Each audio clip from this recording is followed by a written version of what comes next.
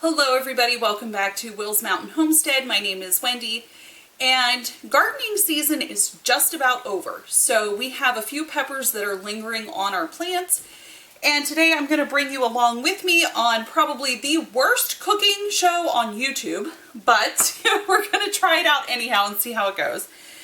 And we're going to take some of our diced jalapenos from the garden and we're going to make bread using these. So let's get started. This is not your typical bread recipe, so there is no kneading of the bread, so to speak. So what we're going to start out with is our KitchenAid mixer, and we're actually using the blade that has the rubber scraper edge on it because we're not kneading this bread, we're just mixing it until it gets doughy. So we're going to take 3 cups of flour, put it into our bowl. 1, 2, and I'm loosely measuring. I'm not fancy about this, guys. All right, there's our 3 cups of flour. And you can do this one of 2 ways. You can let this rise for up to 12 to 18 hours. And if you choose to do that, you're only going to use a ½ teaspoon of yeast.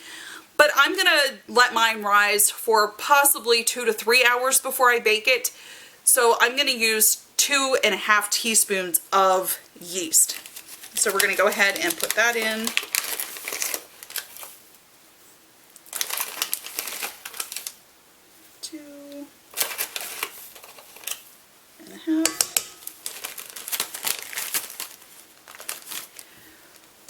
We're going to drop that down, lock it on, and then we're just going to stir this up. Oop, haha, told you, worst show ever. Lock your bowl down. Then we're just going to stir that up. While that is mixing, I have salt, so we're just going to add 2 teaspoons of salt. Whatever kind you have works fabulous. You could use table salt, pink salt, kosher salt, sea salt, whatever you want. 2 teaspoons. Mix that up good. Now we are going to take our ½ cup of jalapenos and we're going to dump this right into the mixing bowl. Side note, while you're doing this, when you're cutting up the jalapenos, wear gloves. Things burn, fingers burn, eyes burn, body parts burn later if you don't wear gloves. And then you're going to add 1½ cups of cheddar cheese. So go ahead and dump this into the bowl as well.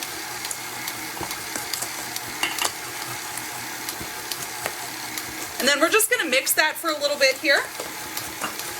While that's mixing, you want to get 1½ cups of warm water. And I say room temperature because you don't want it to be too hot.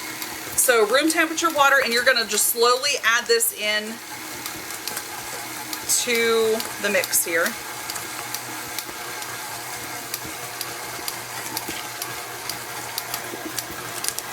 And it's just going to incorporate it all in and get it all mixed up good. We're going to lift up our blade, take it off and set it to the side. And then we're just going to scrape this down with our spatula. Okay, this is what your dough should look like. I have not touched this at all, nor am I going to. So what we're going to do is we're going to cover this and we're going to let it sit for a couple of hours. And like I said, this is a no knead bread dough. It's fabulous because you get to use your garden produce and you don't have to get your hands all nasty, sticky making bread. So just make sure that all the flour is incorporated, cover it with a towel, and let it rise. We're going to let this sit for 2 to 3 hours, 3 hours at the most, and when we come back, I will show you what to do. The time we needed to let this rise is finished, and right now we are left with our dough and it's very sticky. So take what you have, wooden spoon, spatula, go around the edges and release it from the sides.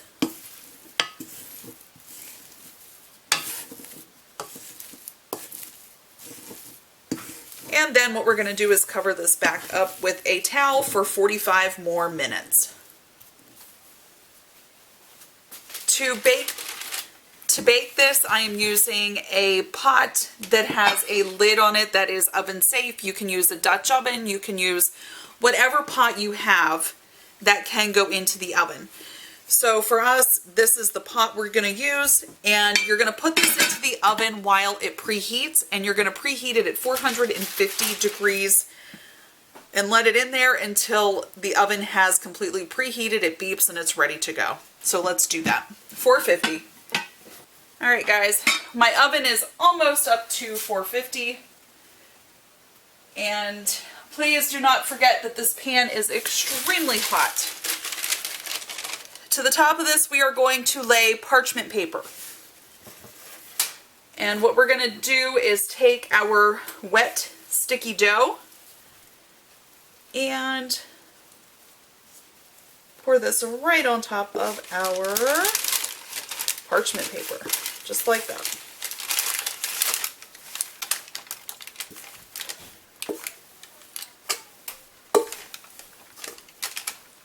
Sticky dough. And it does not have to look pretty. This is more of an artisan bread.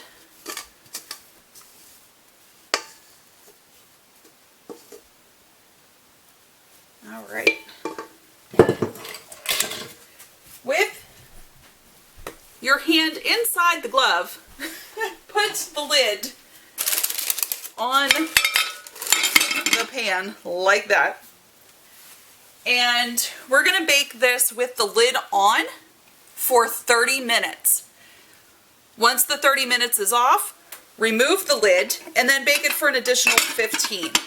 Okay? And that's all there is to it. I'll show you what it looks like when it's done. So this is what the bread looks like, and it turns out perfect each and every time. My suggestion to you is wait until it has completely cooled to eat it, because it does store better that way, especially if you have leftovers. But if you are going to eat this all in one sitting or one meal, definitely eat it while it's warm. But it is good for anything and everything, and trust me, once you make this, it is such a forgiving bread. You will make it again and again, and you can use frozen jalapenos, frozen cheese. Just make sure you thaw them out well. And for the frozen jalapenos, make sure that they are drained really well before you throw them into the flour. But use what you've got and try this recipe out, because it is delicious. So try it, give me a thumbs up, and let me know what you think in the comments below. Thank you, and have a great day.